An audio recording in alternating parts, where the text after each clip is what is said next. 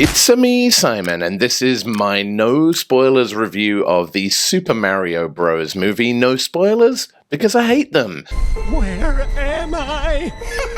Ooh, fresh meat for the grinder.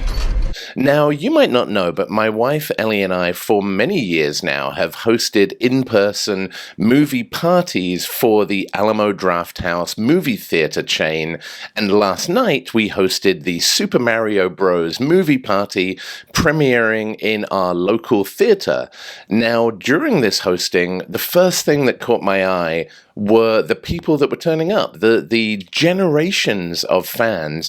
You had kids, you had parents, you had grandkids, loads of them dressed either in Nintendo t-shirts or full-on as Mario and Luigi and Princess Peach, and it kind of blew my mind. It blew my mind even more that during the movie, every one of those generations of people were applauding and cheering. Some were even tearing up, and I'm not talking about the little kids. And during the event, I asked for a show of hands for the console that people discovered Mario on. And there were maybe out of 300-something people in the theater, maybe 20 said they discovered Mario on the NES, a good number more discovered Mario on the Super Nintendo, a few on the N64, a lot on the GameCube, and then lots and lots on the Wii U and the Switch and the newer consoles. So it was kind of amazing to just see that spread from, people in their 70s and 80s right through to people who were 7 and 8 who were just in love with this franchise. And I think what Nintendo have done very well is created a brand that appeals to all of those generations.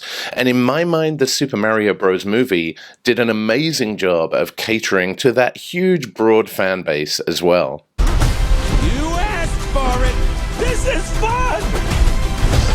One way that they did that was to just embed Nintendo lore in every facet of this movie. There were Easter eggs upon Easter eggs, and you could tell that Shigeru Miyamoto, who obviously was the granddaddy of Mario games, was so involved in the producing and writing and directing of this movie. You could see his fingers in every element of this.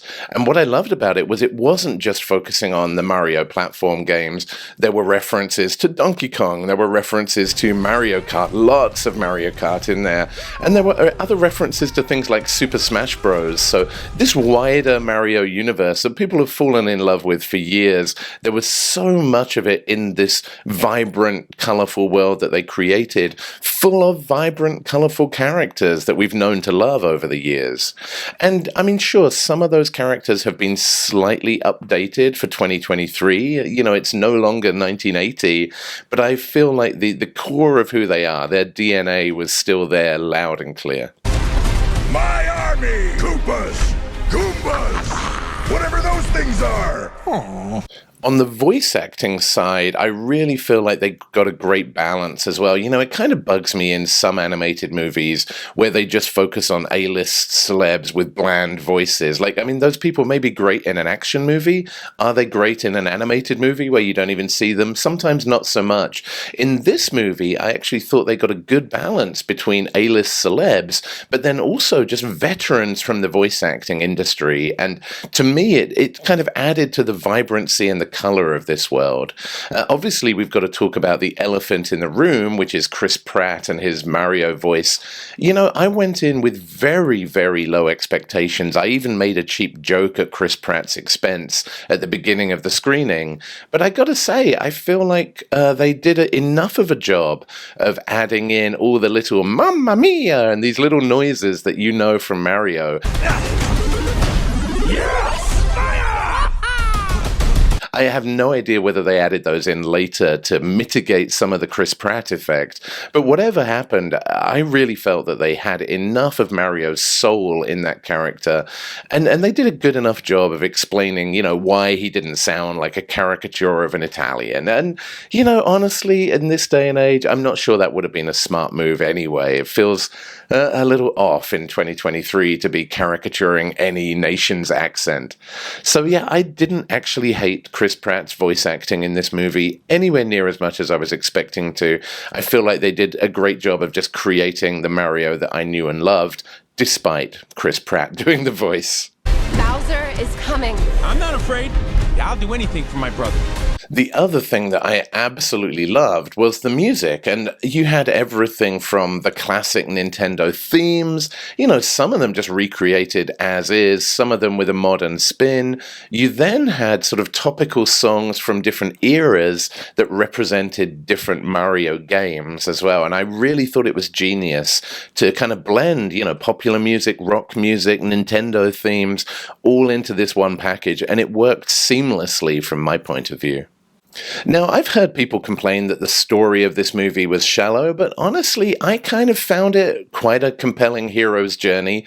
Maybe not the Mario story that you're expecting, but that's fine. There was enough original content in there for me. Certainly, it's not a complex whodunit with loads of twists and turns, but there was enough going on. It was actually a pretty great hero's journey story, so I had no issues with the storyline whatsoever. And for me, the proof was looking around the theater, looking at the people around me. And again, you had children, you had parents, you had grandparents, watching them laugh and cheer and cry.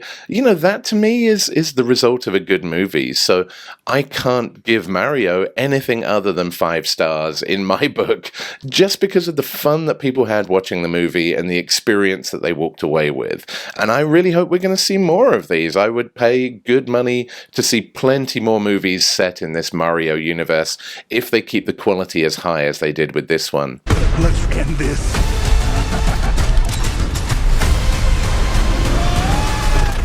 So there you go. That is my opinion of the new Super Mario Bros. Movie. Obviously, not everyone is going to agree with me. This movie is getting slammed on Rotten Tomatoes right now, but I don't care. I had a blast. 300 other people in the movie theater with me also had a blast. That's enough for me. So thank you for watching my video. I will see you very soon, friends, on the next Nerd Safari.